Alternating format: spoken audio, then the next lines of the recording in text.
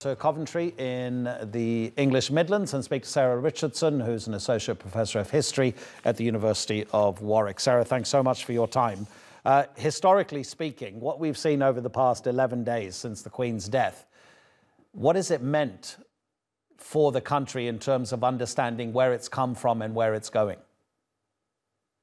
So this period of mourning has been really important for the transition from the old monarch to the new one, but also as a way of commemorating and celebrating the life of Elizabeth II.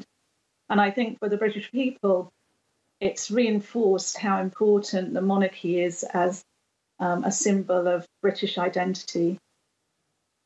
What is the relationship between the citizenry of the UK and its monarch? Because quite clearly, there's a disparity there in terms of privilege and lifestyle and everything else that goes with it. How does an everyday citizen relate to their monarch in the UK? I mean, these past 11 days will certainly have focused people's minds on that relationship. But in terms of what people get out of their monarch and what it gives to their lives, what is that relationship? So interestingly, I think that the Queen was not perhaps the remote monarch that some of her predecessors were, because she used the newish technology of the television and radio, so she was beamed into people's living rooms, and I think that's why they felt such connection with her. Obviously, the monarch has an important political role, but more importantly, or more significantly, more recently, it's been the symbolic position that the monarch has held.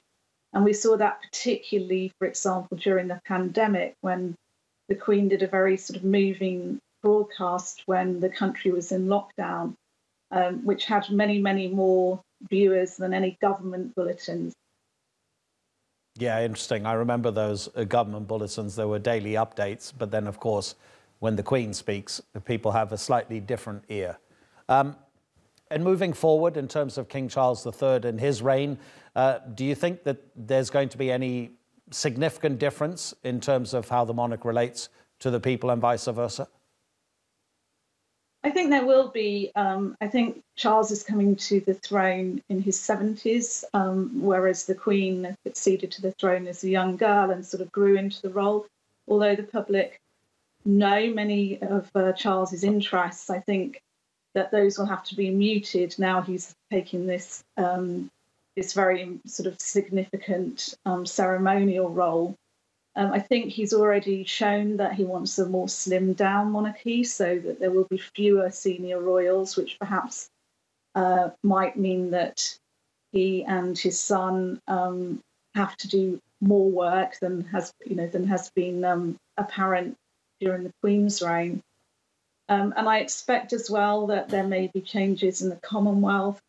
We've already seen that countries that have the monarch as head of state have started to have conversations or debates about whether that should continue.